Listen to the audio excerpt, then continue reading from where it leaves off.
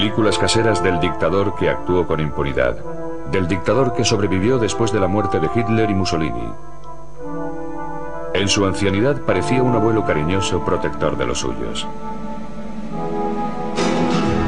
Esta es la historia, sin embargo, del hombre que se convirtió en el general más joven de Europa desde Napoleón, que alcanzó el poder en un golpe de Estado concebido por su hermano, que ocultó al mundo sus acuerdos con Hitler, que creía haber sido designado por Dios para llevar a cabo una cruzada que salvara a España, y que firmó condenas de muerte mientras se tomaba una taza de café.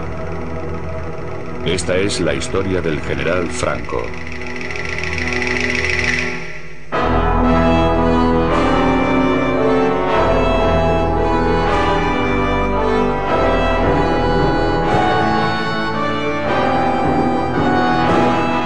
Franco, la verdadera historia.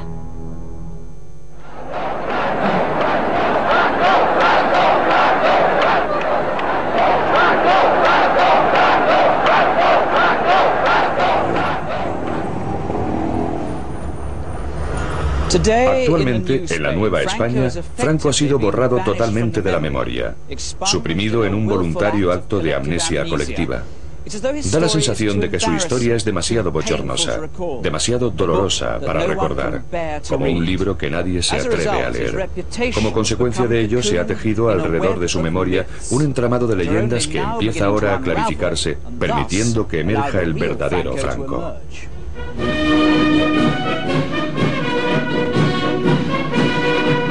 Hace un siglo, en el año en el que nació Franco, España seguía siendo un poderoso imperio, pero el imperio se batía en retirada. Tenía más de espectáculo que de sustancia. En ninguna parte era tan evidente la decadencia como en el puerto naval del Ferrol, en donde una aislada comunidad seguía aferrada a rígidas tradiciones basadas en la jerarquía y la disciplina. En esta casa, el 4 de diciembre de 1892, nació Francisco Franco en el seno de una familia que había servido a la Marina durante 2 siglos. Eran 4 hermanos y compartió su modesta educación con su hermana Pilar.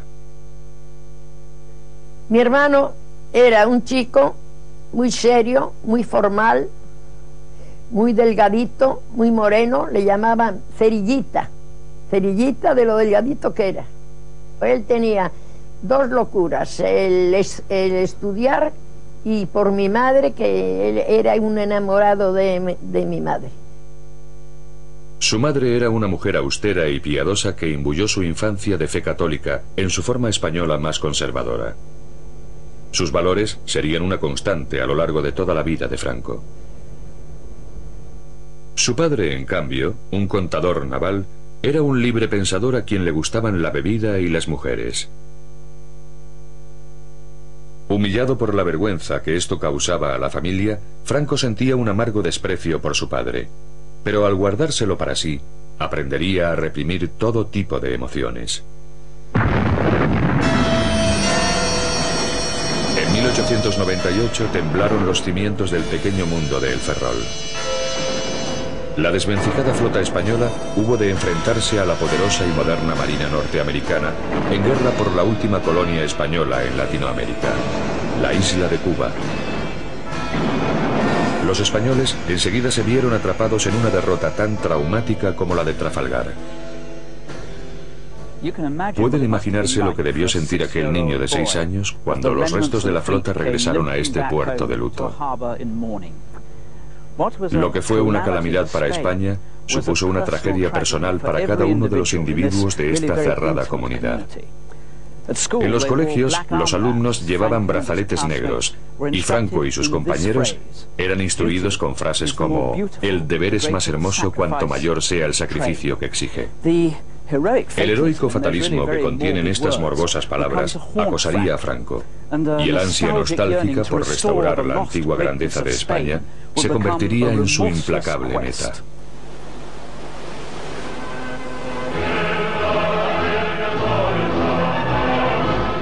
A los 14 años, Franco dejó su hogar por la ciudad de Toledo, en donde había sido encontrada una plaza para él en la Academia Militar de El Alcázar.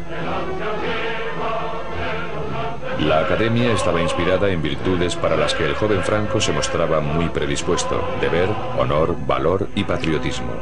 Como muestra de ello, poseía hasta su propio himno heroico.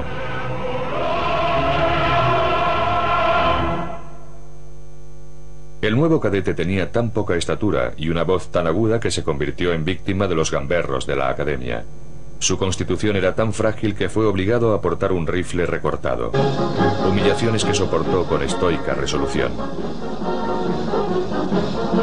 Franco era diligente, pero no mostraba ninguna cualidad que sugiriera que sería un líder en el futuro. No es de sorprender que al terminar sus estudios, Franco consiguiera el mediocre puesto número 251 entre 312 cadetes. Era el año 1910. Los resultados conseguidos por Franco en la academia significaron que tendría pocas perspectivas en un ejército ya saturado de oficiales. La única forma que tenía de ascender era abandonar España y dirigirse a África, el último puesto de su amado imperio.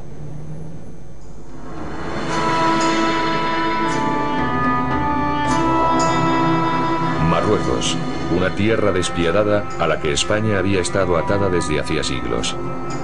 Sin embargo, en aquel remanente del antiguo imperio sería donde se formaría el joven Franco.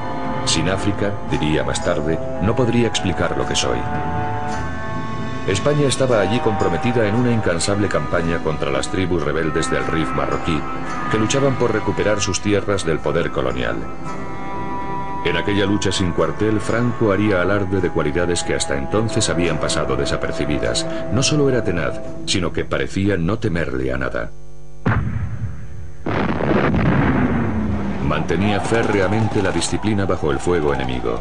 Ello, además de las bajas de muchos de sus camaradas, lo condujo a un rápido ascenso.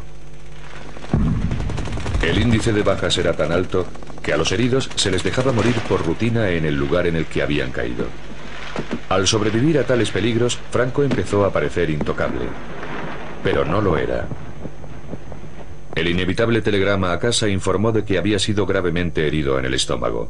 Mucho tiempo después, él mismo narró a su hija Carmencita cómo había escapado de la muerte. Él estaba tendido en la camilla y veía que iban recogiendo a los demás heridos y los iban depositando en unas camionetas y se los llevaban. Y que a él no lo llevaban. Entonces eso le chocó y llamó al médico que pasaba por allí y le dice el médico: no, a ti, Franquito, te dejamos, no podemos llevarte porque tienes una herida de vientre y nada, es inútil. Y entonces mi padre tenía un asistente marroquí y le dice: dame tu mosquetón, y le dio su arma. Entonces la cargó y apuntó al médico y le dijo: en el próximo camión yo salgo, si no tú también tendrás un tiro. Entonces el otro: no te pongas así, y que entonces lo evacuó. Su contacto con la muerte dio origen a una leyenda. Franco contaba con la protección divina. Él mismo empezó a creérselo, mientras los rudos soldados que estaban bajo sus órdenes lo contemplaban admirados. Es el primero que sale en avanzadilla. Lo he visto caminar delante de todos los demás mientras ellos apenas podían levantar la cabeza de la cantidad de balas que caían a su alrededor. Mira simplemente a un tipo con unos ojos muy serios. Dice: ejecutadlo, y se da la vuelta sin más.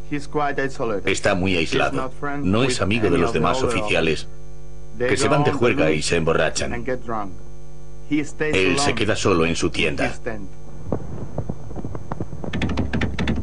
Después de estar 14 años de servicio, el mediocre teniente había ascendido con tanta rapidez que cuando abandonó Marruecos de regreso a la península en 1926, se había convertido en el general más joven de Europa desde Napoleón. De vuelta en Madrid, el general de 33 años estaba muy solicitado. Era una celebridad y tuvo hasta la osadía de interpretarse a sí mismo en un largometraje.